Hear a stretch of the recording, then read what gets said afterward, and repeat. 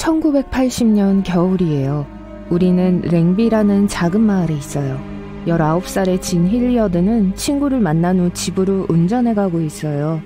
그녀는 지름길로 가서 빙판의 미끄러운 길로 돌아서요. 어둠 속에서 진은 후륜구동 자동차의 통제를 잃었어요. 차량이 도랑으로 충돌했어요. 비상등, 폭설, 밤, 그리고 심한 소리. 진이 차에서 내려요. 그녀는 가벼운 겨울 코트, 벙어리 장갑, 그리고 카우보이 부츠만을 신고 있어요. 찬 공기는 냉동실의 온도보다 훨씬 낮아요. 진은 친구가 근처에 살고 있는 걸 확신하고는 그쪽으로 향해요. 진은 높은 언덕을 오르고 나서야 자신이 길을 잘못 들었단 걸 깨달아요. 길을 잃은 듯해요. 그녀는 몇 킬로미터를 더 돌아다니다가 멀리서 다른 친구의 집을 발견해요. 꽁꽁 언 채로 그곳으로 걸어가요.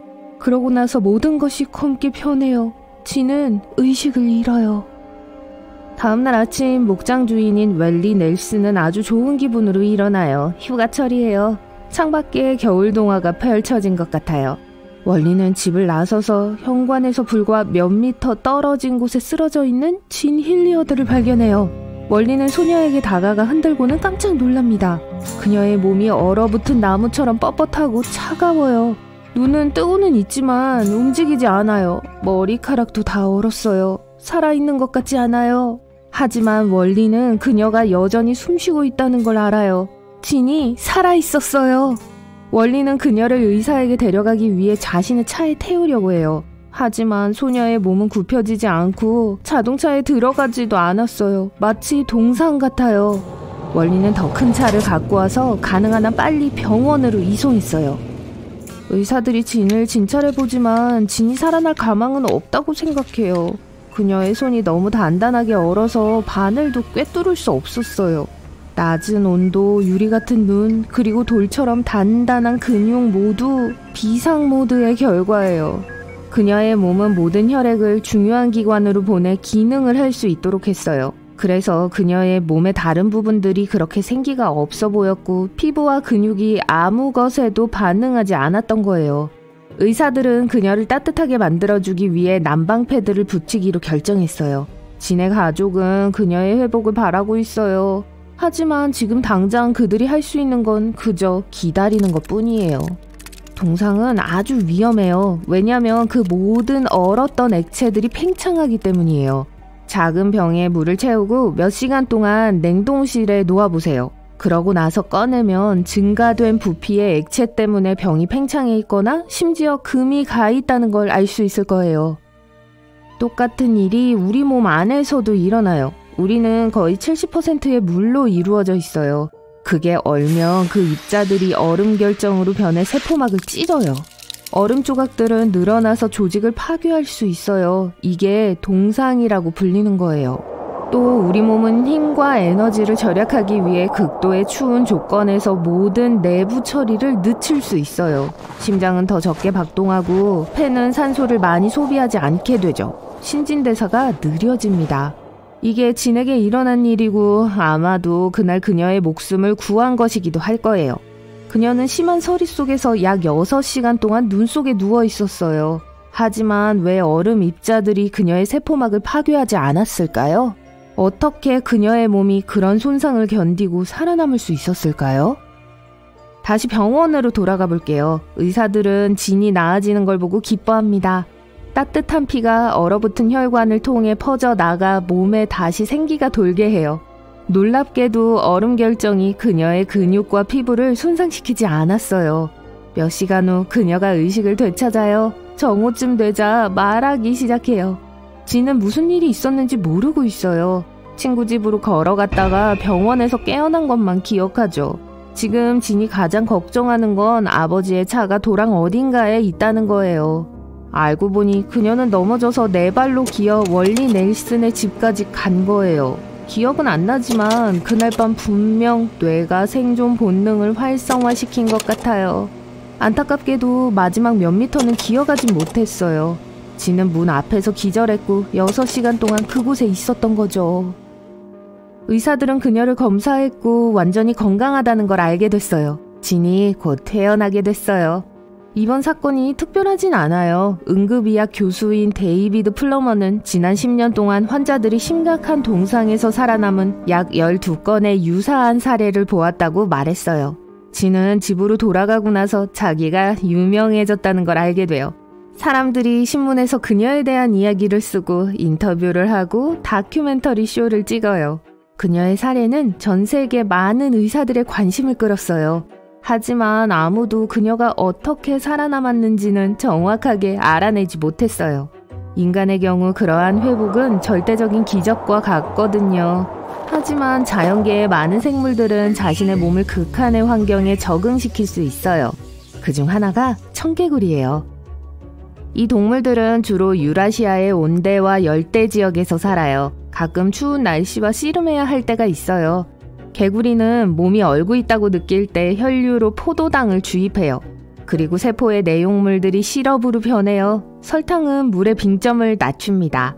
그렇게 청개구리는 그런 환경에 적응했어요. 세포 밖에 물은 얼 수 있어요. 몸은 얼음처럼 단단해질 수 있어요. 하지만 개구리들은 살아있을 거고 기분도 좋을 겁니다. 그러고 나서 날씨가 따뜻해지면 완전히 회복해요. 비가 개구리의 몸을 채우고 모든 근육을 움직이게 해요. 하지만 혹한의 온도를 견딜 수 있는 가장 놀라운 동물 중 하나는 굴리쉬 아이스피쉬예요. 투명하고 약간 해파리 같아요. 어둡고 차가운 남극 해역을 헤엄치고 있죠. 굴리쉬 아이스피쉬는 혈액 내의 부동액 덕분에 그곳에서 편안함을 느껴요. 더 정확히 말하면 기능상 부동액과 같은 독특한 물질이에요. 이 액체는 동물의 세포, 장기, 그리고 몸 전체가 얼지 않게 해줘요. 이 물고기의 혈액에는 몸 전체에 산소를 운반하는 적혈구가 없어요. 척추동물 중 유일하게 이런 초능력을 가진 동물이에요. 지구상에는 자신의 수명을 연장시키기 위해 추위를 이용하는 유기체들이 있어요. 과학자들이 그중 일부를 시베리아의 얼음에서 발견했어요. 그것들은 냉동고에서 약 10년 동안 살 수 있는 작은 벌레와 같은 미세한 다세포 생물이에요. 하지만 시베리아에 있던 그 벌레들은 약 24,000년 정도 된 거였어요. 과학자들이 그것들을 실험실로 옮겨서 해동시켰어요. 벌레들은 바로 살아났고 그렇게 수세기 동안 잠에서 깨어나 바로 증식하기 시작했어요. 이 벌레들의 몸은 휴면 생활에 접어들 수 있어요. 이것은 완전히 냉동된 유기체가 최소한의 생명 기능을 가지고 있는 상태를 말해요. 분석은 그 벌레들이 수만 년 동안 이 상태를 유지할 수 있다는 걸 보여줬어요. 그리고 우리 지구에는 그런 동물들이 많이 있어요. 또 이 생물들은 세계에서 가장 방사선에 강한 생물들 중 하나이기도 해요. 사실상 천하무적인 거죠. 하지만 우리 이야기로 다시 돌아가 볼게요. 진 hilliard의 몸이 짧은 휴면 생활에 들어갔을 가능성이 있어요. 아마도 그녀의 혈액 속에 얼지 않은 액체가 들어있었을 거예요. 하지만 확실히 아는 사람은 없어요.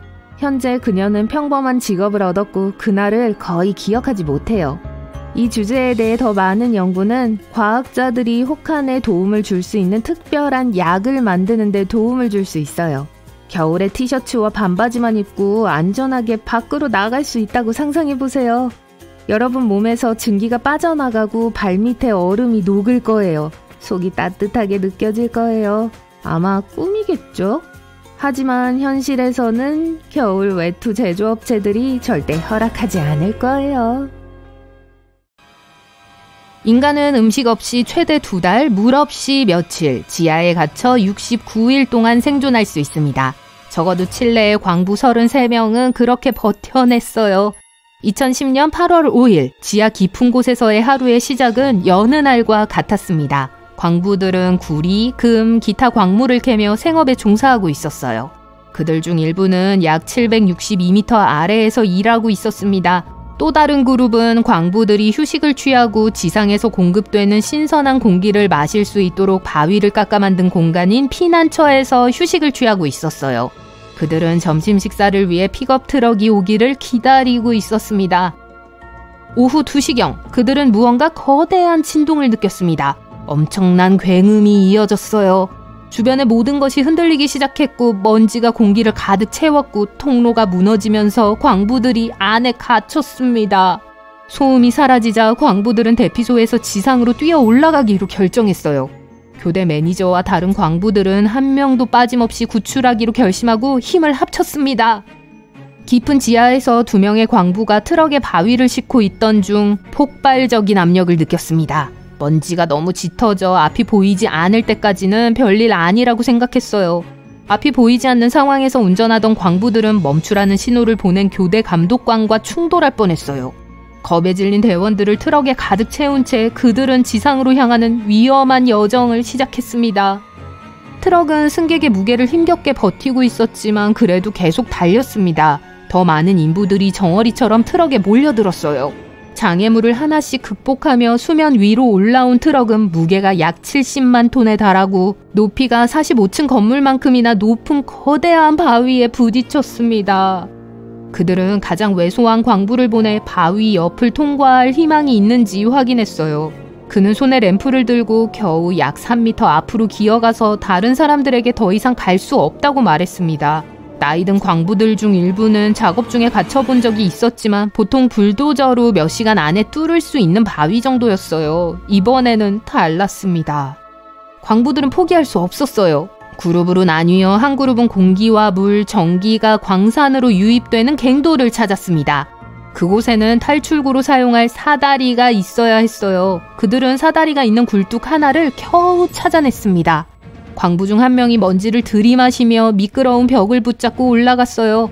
굴뚝은 이전에 보았던 것과 같은 암벽으로 그를 이끌었습니다. 그건 단 한 가지를 의미했습니다. 정말 탈출구가 없다는 거였죠. 그들은 피난처로 돌아가 나머지 광부들에게 이 슬픈 소식을 전해야 했습니다. 그 안에는 33명이 며칠 동안 먹을 수 있는 충분한 간식이 들어있었죠. 누군가는 며칠 또는 몇 주 동안 그곳에 갇혀있게 될지도 모른다는 사실을 깨닫지 못한 채 간식을 챙겼습니다. 복숭아, 완두콩, 참치통조림, 연유 23리터, 과자 93봉지가 그들이 가진 전부였어요. 한 가지 걱정할 필요가 없는 것은 물이었습니다. 인근 탱크에 충분한 물이 있어 엔진을 식혀주고 있었거든요. 전기, 인터컴 시스템, 물의 흐름, 압축 공기 등 외부 세계와의 모든 연결이 끊겼습니다.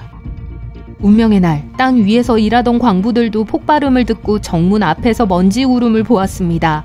광부들이 대피소에서 첫날 밤을 보내는 동안 현지 응급 구조대는 모든 사람을 구하기 위해 최선을 다하고 있었어요. 한 팀은 픽업 트럭을 타고 내려가다가 약 457m 지점에서 회색 암석 덩어리에 부딪혔습니다. 다른 팀은 로프와 도르래를 타고 굴뚝으로 내려가려고 했지만 각 층에서 장애물을 발견했어요. 팀의 감독관은 이제 모든 광부들이 평등하다는 것을 보여주기 위해 특유의 흰색 헬멧을 벗었습니다. 광부들이 나중에 기억하는 것처럼 그것은 그들에게 영감을 주는 하나의 제스처였어요. 8월 7일, 환기 통로를 맞는 또 다른 붕괴가 발생했습니다. 다음날 구조대원들은 구멍을 뚫기 시작했고 지하에 생명체의 흔적이 있는지 확인하기 위해 탐사선을 내려보냈지만 아무런 성과도 얻지 못했습니다. 광산 지도가 구식이어서 수색이 더 복잡해졌어요. 광부들은 지표면 아래 깊은 곳에서 대화하고 농담하고 이야기를 나누며 기운을 잃지 않으려고 노력했습니다. 휴대폰은 신호가 잡히지 않았지만 광부들은 휴대폰을 카메라로 사용해서 지하 생존에 관한 동영상을 녹화할 수 있었어요. 신진대사가 느려지고 있었고 가장 활동적인 사람들도 평소보다 잠을 더 오래 자고 무서운 악몽을 꾸고 있었습니다. 그들의 머릿속에는 안개가 자욱했죠. 광부들은 17일 동안 외부와 단 한 번도 접촉하지 않고 이틀에 한 번만 식사를 했습니다. 그들 중 일부는 건강에 문제가 생기기 시작했어요. 8월 22일, 광산으로 보내진 약 30개의 탐사선 중 하나가 도청을 감지했습니다. 탐사선은 다음과 같은 메모와 함께 돌아왔어요. 우리 33명 모두 대피소에서 무사합니다. 곧 구조대원들은 좁은 시추공을 통해 음식, 물, 편지, 구급약 및 기타 필요한 물품을 전달할 수 있었어요. 그들은 또한 사우나처럼 뜨거운 환경에서 광부들의 모습을 실시간으로 전송하는 첨단 비디오 카메라를 내려보냈습니다. 광부들은 이러한 환경에서 살아남고 맑은 정신을 유지하기 위해 작업과 일과를 고안해냈죠. 지상에서는 엔지니어링과 광업 분야의 천재들로 구성된 국제적인 팀이 머리를 맞대고 용감한 영혼들을 다시 지상으로 데려올 수 있는 암호를 풀기 위해 노력했습니다. 그들은 탈출 터널을 뚫고 한 번에 한 사람이 들어갈 수 있을 만큼 큰 캡슐을 광산 내부로 내려보내는 계획을 세웠어요. 그런 다음 크레인이 캡슐을 다시 표면으로 끌어올릴 거예요. 이들은 세 대의 시추 장비를 현장으로 가져와 사고 발생 25일 후인 8월 30일부터 작업을 시작했습니다. 갇혀있던 근로자들은 아래에서 구조를 돕고 있었어요. 이들은 세 팀으로 나뉘어 8시간 교대 근무를 하며 광산 벽을 보강하기 위해 시추로 인한 잔해를 철거했습니다. 원래 계획은 12월까지 이들을 구출하는 거였지만 플랜 B 굴착은 10월 9일에 작업을 마쳤어요. 터널에 금속 튜브를 설치하는데 이틀이 더 걸렸습니다. 마침내 구조대원이 캡슐 내부의 광산으로 내려갔어요. 광부들의 가족과 친구들은 지상에 임시로 만든 캠프 호프에서 기다리고 있었습니다. 첫 번째 광부는 캡슐 안에 762m 암벽을 15분 통과한 후 광산에서 나왔어요. 그는 영웅으로 환영받았습니다. 한 명씩 모두 피난처에서 탈출했어요. 전 세계 수백만 명의 사람들이 생방송으로 이 구조 과정을 지켜봤습니다. 48시간을 예상했지만 하루도 채 걸리지 않았어요. 19세부터 63세까지 33명의 광부들이 모두 구조됐으며 건강 상태도 대부분 양호했습니다. 광부들은 모두 빛이 거의 없는 공간에 오랫동안 머물렀기 때문에 태양을 보기 위해 어두운 안경을 착용해야 했어요. 마지막으로 지상으로 올라온 광부 중 한 명은 전직 프로 축구 선수였던 프랭클린 로보스였습니다. 그가 지하에 있는 동안 전 세계 팀들이 그를 위해 유니폼에 사인해줬어요. 프랭클린은 환영 선물과 축구공을 받았습니다. 그는 그 경기가 자신의 인생에서 가장 힘든 경기였다고 말했어요. 놀라운 33명의 선수들은 모두의 사랑과 칭찬을 받았습니다. 6개월 동안 최고 수준의 건강관리가 보장됐어요. 그들은 동기부여 연사로 강연하고 대중 앞에 서고 유명한 랜드마크를 탐험하기 위해 해외 여행지를 방문했습니다. 플로리다의 월트 디즈니 월드에서는 광부들을 기리기 위한 퍼레이드도 열렸어요. 이들의 이야기를 바탕으로 한 영화 33은 안토니오 반데라스가 주연을 맡았고 2015년에 개봉했습니다. 안토니오 반데라스는 광부들이 무사하다는 것을 대중에게 알리기 위해 매일 비디오로그를 촬영하는 광부 역을 맡았어요. 많은 사람들이 진정한 기적이라고 여기는 이 이야기는 지하에 갇혀 가장 오랫동안 생존한 사례로 기네스북에 등재되어 역사에 기록됐습니다. 충격적인 얘기 들려드릴까요? 우리가 전화기를 충전하기 위해 사용하는 가정용 콘센트에서 전압은 110 혹은 220V입니다. 수십 채의 건물에 전기를 공급하는 고압 전력선은 전압이 10만 볼트예요. 번개가 한 번 칠 때의 에너지는 1000만 볼트 이상입니다. 번개의 온도는 태양 표면 온도의 거의 2배예요. 이 놀라운 전하는 빛의 속도보다 절반 정도 느린 속도로 날고 있습니다. 이제 사람이 번개에 맞았을 때 어떤 일이 일어날지 상상해보세요. 제가 알려드릴게요. 전류는 100분의 1초 만에 몸을 통과합니다. 번개는 심장을 멈추게 하고 전체 신경계의 활동을 방해할 수 있어요. 처음에 무슨 일이 일어났는지 깨닫지 못할 수도 있습니다. 아마 의식을 잃고 몸이 충격을 받은 상태가 될 거예요. 매일 전 세계적으로 수백만 번의 번개가 칩니다. 다행히도 번개를 맞을 가능성은 매우 적어요. 확률은 약 15,300분의 1입니다. 매년 약 2만 명의 사람들이 번개를 맞아요. 번개에 2번 맞을 가능성은 훨씬 더 적죠. 그렇다면 일생 동안 7번이나 번개를 맞을 확률은 얼마나 될까요? 불가능해 보이지만 한 사람이 직접 경험했습니다. 그의 이름은 로이 설리번입니다. 1912년 버지니아주 그린 카운티에서 7명의 자녀를 둔 대가족에서 태어났죠. 로이는 평범한 남자였고 그의 형제 자매들과 다르지 않았어요. 하지만 어떤 이유에서인지 자연은 그를 선택했어요. 1936년 그는 쉐넌도어 국립공원에서 관리인으로 일하기 시작했습니다. 그곳에서 35년 동안 7번 번개를 맞았어요. 첫 번째 사고는 1942년 4월에 일어났습니다. 그날 강한 뇌우가 시작됐어요. 로이는 화재 감시탑으로 피신했는데 그곳에는 피뢰침이 설치되지 않았어요. 건물에 번개가 여러 번 내려쳤습니다. 내부에서 거대한 불이 시작되었고 로이는 밖으로 뛰쳐나갔어요. 그가 대피소에서 몇 미터 떨어진 곳에 있을 때 번개가 그의 발가락을 강타했고 신발에 구멍을 냈습니다. 다음은 27년 후인 1969년 7월이었어요. 로이는 국립공원에서 일하고 있었습니다. 폭풍이 시작되었을 때 언덕이 많은 지역에서 트럭을 운전하고 있었죠. 열린 차창을 통해 번개가 그를 쳤습니다. 번개는 그의 눈썹과 속눈썹을 태웠고 머리카락을 살짝 그을렸어요. 로이는 의식을 잃었고 차는 계속해서 움직였습니다. 차는 절벽 끝에서 멈췄어요. 15분 후 로이는 정신을 차렸습니다. 1년 후인 1970년 7월 세 번째 사건이 일어났습니다. 날씨가 좋았어요. 하지만 몇 분 만에 구름이 밀려오더니 뇌우가 시작됐습니다. 로이 근처에 있던 변압기가 벼락을 맞았죠. 그는 가능한 한 빨리 도망쳤지만 자연은 그를 다시 붙잡았습니다. 번개가 그의 어깨를 쳤어요. 2년 후인 1972년 로이는 국립공원에서 일하는 동안 네 번째로 번개에 맞았습니다. 머리카락에 불이 붙었고 화장실로 달려가 젖은 수건으로 머리 위에 불길을 껐습니다. 그 순간부터 로이는 눈에 보이지 않는 어떤 사악한 힘이 그를 쫓아다니는 게 아닐까 의심하기 시작했어요. 또 번개에 맞을 경우에 대비해서 불을 끄기 위해 물병을 들고 다녔어요. 다섯 번째도 국립공원에서 발생했습니다. 1973년이었어요. 로이가 돌에 걸려 넘어졌는데 그 순간 하늘에 있던 천둥구름을 눈치챘어요. 겁에 질린 그는 트럭에 올라타고 빨리 달렸어요. 가능한 한 그곳에서 멀리 가려고 운전했어요. 그러다가 폭풍이 어디쯤 오는지 보려고 차에서 내렸어요. 바로 그 순간 다시 번개에 맞았습니다. 번개는 왼쪽 팔과 왼쪽 다리를 관통했고 신발에 불을 붙였어요.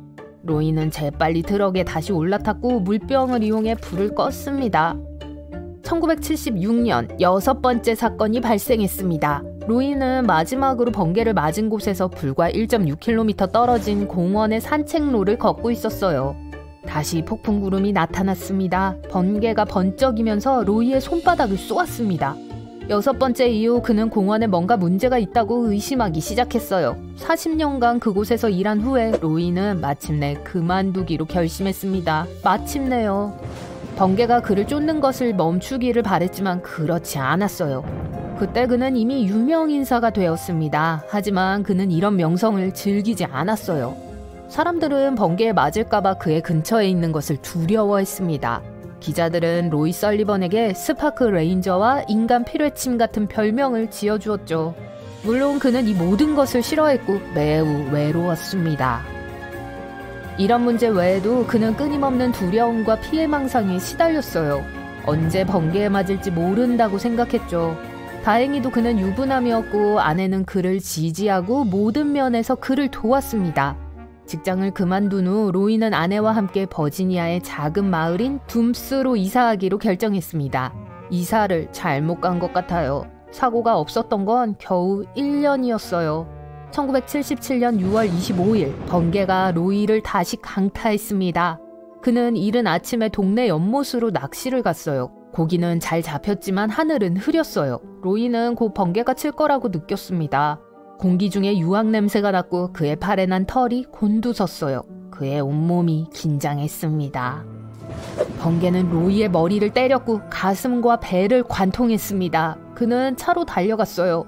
그 순간 배고픈 곰 한 마리가 숲에서 나와서 그가 잡은 송어를 노리고 로이의 물고기 양동이로 다가왔습니다. 로이는 곰을 쫓아내기 위해 머리카락이 연기에 휩싸인 채 차량 밖으로 뛰쳐나갔어요. 7번째 번개를 맞은 후 그는 왼쪽 귀의 청력을 잃었고 번개로부터 숨을 수 없다는 걸 깨달았습니다. 그의 아내는 뇌우가 치는 동안 밖에서 그와 함께 있는 것을 두려워했어요. 어느 날 아내는 뒤뜰에서 빨래를 널고 있었습니다. 로이는 아내를 돕기 위해 집 밖으로 나왔죠. 몇 분 후 번개가 아내를 때렸습니다. 다행히도 크게 다치지 않았어요. 그 후 두려움과 사회적 외로움뿐만 아니라 죄책감을 느꼈습니다. 물론 많은 의사들과 과학자들이 로이를 도우려고 노력했지만 아무도 이 이상한 현상의 이유를 찾지 못했어요. 과학에 따르면 매번 그것은 단지 우연이었다고 합니다. 수학과 물리학은 여기서 무력했어요. 과학자들의 이런 대답과 함께 로이는 보이지 않는 힘이 자신을 쫓고 있거나 운명이 그를 벌하고 있다고 믿었어요. 아마도 답은 그의 과거에 있는지도 몰라요. 국립공원과 의사들은 그가 번개에 맞은 7번 모두를 기록했습니다. 하지만 8번째는 확인할 수 없었어요. 로이의 말에 따르면 아버지가 밀을 베는 것을 돕고 있을 때 번개에 맞은 적이 있다고 합니다. 번개가 낫의 칼날을 때렸죠. 그를 제외하고는 아무도 보지 못했어요. 아마도 그 순간 번개가 그의 몸 안에 무언가를 변화시켰고 이후 번개를 더 잘 끌어들이게 만들었을지도 몰라요. 번개는 항상 가장 저항이 적은 경로를 선택합니다. 번개가 발생하는 방식은 이렇습니다. 비, 얼음, 눈, 입자들이 폭풍 안에서 서로 충돌해요. 이 과정은 구름과 땅 사이의 불균형을 증가시켜 구름의 낮은 층을 음으로 충전시켜요. 나무나 땅 같은 아래에 있는 물체들은 양의 전하를 띠게 되고 또 다른 불균형을 만들어내죠. 자연은 전류를 통과시킴으로써 두 개의 반대 전하 사이의 불균형을 해결하려고 노력합니다. 아마도 자연은 로이의 몸에서 전하 불균형을 느꼈고 그것을 고치려고 노력했는지도 몰라요. 그런데 왜 1년에서 2년 간격으로 번개에 맞은 걸까요? 게다가 첫 번째와 두 번째 사건 사이에는 20년 이상이 흘렀어요. 과학자들은 여전히 그에게 무슨 일이 일어났는지 설명하지 못해요. 아마도 로이는 번개가 좋아하는 이상형이었나 봐요. 예측하셨겠지만 로이 설리번은 세계에서 가장 여러 번 번개에 맞은 사람으로 기네스북에 올랐습니다.